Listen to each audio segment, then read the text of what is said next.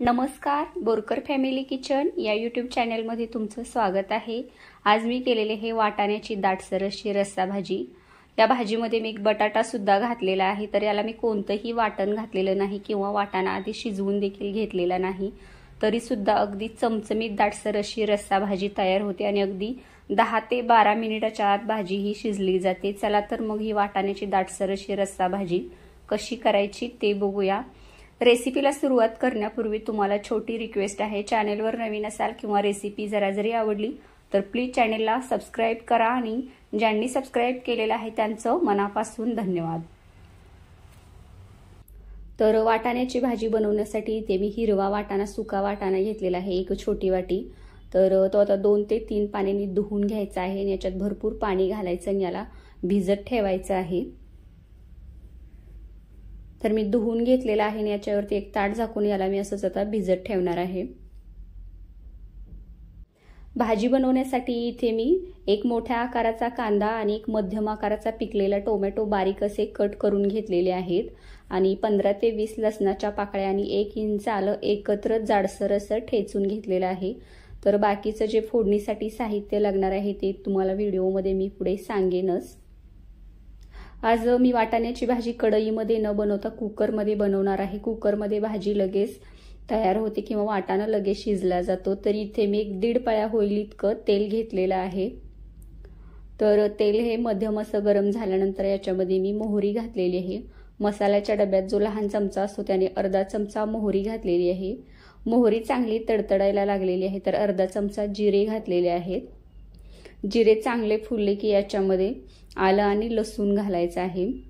तर लसणाचा हलका रंग बदलेपर्यंत परतून घ्यायचा आहे, खूप जास्त रंग बदलेपर्यंत लसूण परतून घ्यायचा नाही, तर हलका असा रंग बदलेपर्यंतच परतून घ्यायचा। तर थोड्याच वेळात लसणाचा हलका असा रंग बदललेला आहे। तर याच्यात मी आता कांदा घातलेला आहे। कुकरमध्ये कांदा घातल्यानंतर मी गॅसची आच वाढवून घेतलेली आहे, तर हाय फ्लेमवरती थोडा वेळ आपण कांदा परतून घेऊया। तर एक 15 ते 20 सेकंद परतून झाल्यानंतर याच्यात मी चवीनुसार मोठं मीठ घातलेलं आहे। तर भाजीला लागणारं सगळं मीठ इथेच घातलेलं आहे आणि मीठ घातल्यानंतर परत अशा पद्धतीने कांदा हाय फ्लेमवरच थोडा वेळ परतून घ्यायचा। तर 1 मिनिटभर कांदा परतून झाल्यानंतर आता गॅसची फ्लेम मी मध्यम केलेली आहे। मध्यम आचेवरती कांद्याचा हलका रंग बदलेपर्यंत किंवा कांदा ट्रान्सपरंट होईपर्यंत भाजून घ्यायचा आहे। तर कांदा इथं ट्रान्सपरंट झालेला आहे, हलका असा रंग बदललेला आहे। तर आता आपण याच्यामध्ये टोमॅटो घालूया। टोमॅटो देखील मध्यम आचेवरती थोडासा मऊ होईपर्यंत परतून घ्यायचा आहे, खूप जास्त गाळ करायचा नाही। तर थोडासा मऊ होईपर्यंत टोमॅटोचा कच्चेपणा जाईपर्यंत याला परतून घ्यायचा आहे। तर याला मी थोडा वेळ आणखीन असंच परतून घेणार आहे। टोमॅटो परतून होतोय तोपर्यंत आपण इथं वाटाणा भिजलाय का नाही ते बघूया। तर इथे मी जवळजवळ 24 ते 25 तास वाटाणा चांगला भिजवून घेतलेला आहे। तर काल सकाळी मी वाटाणा भिजत ठेवलेला होता, तर दुसऱ्या दिवशी सकाळी मी इथं भाजी करायला घेतलेली आहे।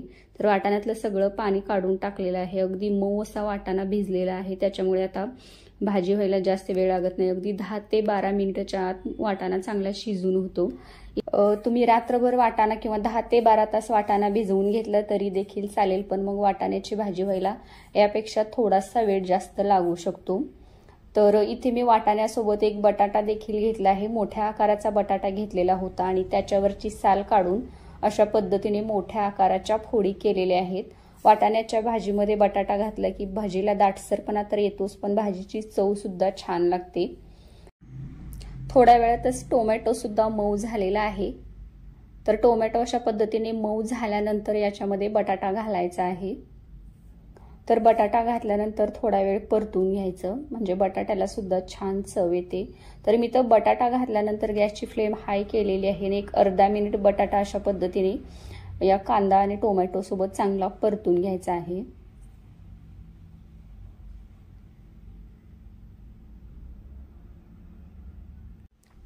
जवळजवळ 30 ते 35 सेकंद हाय फ्लेमवरती इथं बटाटा मी परतून घेतलेला आहे आणि त्याच्यानंतर गॅसची फ्लेम मध्यम केलेली आहे। आणि आता याच्यामध्ये आपल्याला मसाले घालायचे आहेत। तर इथे मी हिंग घातलेला आहे, 1-2 चिमूट होईल इतका हिंग घातलेला आहे।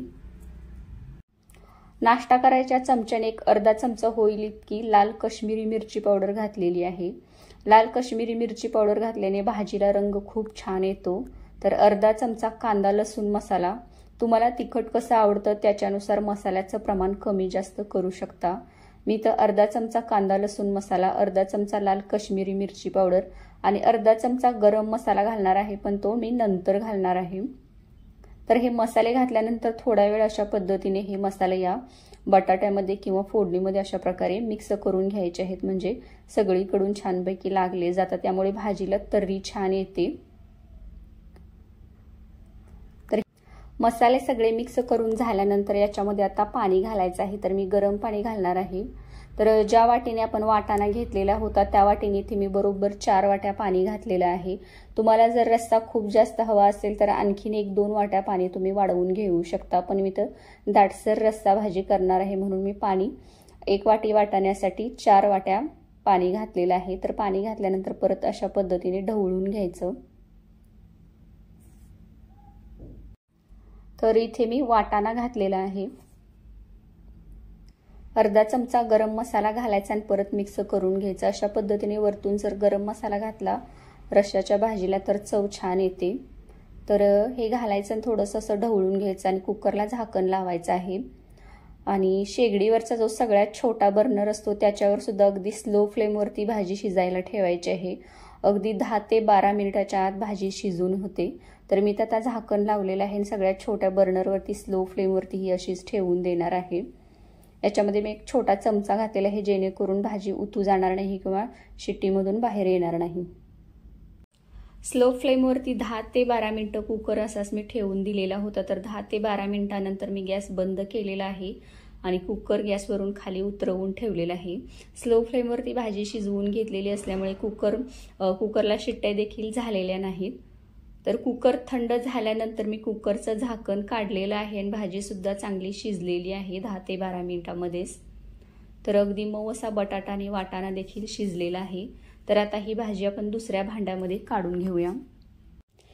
भाजी मी प्लास्टिकच्या भांड्यामध्ये काढून घेतलेली आहे। फोटो काढेपर्यंत 5 ते 10 सेकंदासाठीच मी इथं ही भाजी काढून घेतलेली आहे। तुम्ही स्टीलच्या भांड्यामध्ये काढून घ्या। तर या पद्धतीने भाजी करून बघा। मी वरतून थोडीशी कोथिंबीर घातलेली आहे, तुम्ही भाजी करताना सुद्धा कोथिंबीर घातली तरी देखील चालेल। तर अशा पद्धतीने ही भाजी झालेली आहे, अगदी झटपट चमचमीत भाजी तयार होते। करून बघा। आवडल्यास व्हिडिओला लाईक करा, शेअर करा आणि चॅनलला सबस्क्राईब करा। व्हिडिओ पाहिल्याबद्दल धन्यवाद।